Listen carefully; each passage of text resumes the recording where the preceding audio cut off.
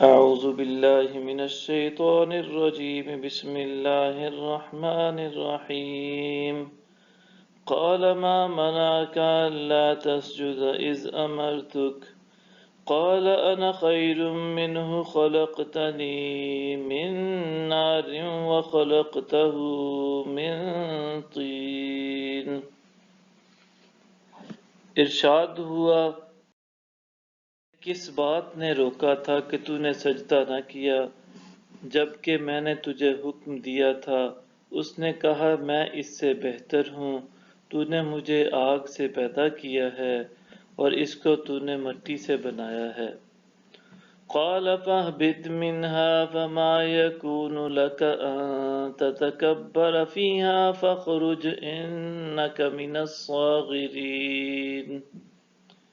ارشاد ہوا پس تو یہاں سے اتر جا، تجھے کوئی حق نہیں پہنچتا کہ تو یہاں تکبر کرے، پس نکل جا، بے شک تو ذلیل و خوار لوگوں میں سے ہے۔ قال انظرنی الی یوم یبعثون۔ اس نے کہا مجھے اس دن تک مہلت دے جس دن لوگ اٹھائے جائیں گے۔ قال انک من المنظرین۔ ارشاد ہوا بے شک تو مہلت دیے جانے والوں میں سے ہے۔ قال فبما اغویتنی لأقعدن لهم صراطک المستقیم۔ اس نے کہا پس اس وجہ سے کہ تو نے مجھے گمراہ کیا ہے میں ان کے لیے تیری سیدھی راہ پر ضرور بیٹھوں گا۔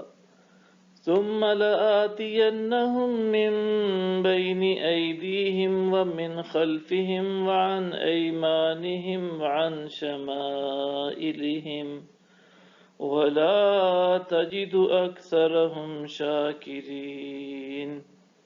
پھر میں یقیناً ان کے آگے سے اور ان کے پیچھے سے اور ان کے دائیں سے اور ان کے بائیں سے ان کے پاس آؤں گا، اور نتیجتاً تو ان میں سے اکثر لوگوں کو شکر گزار نہ پائے گا۔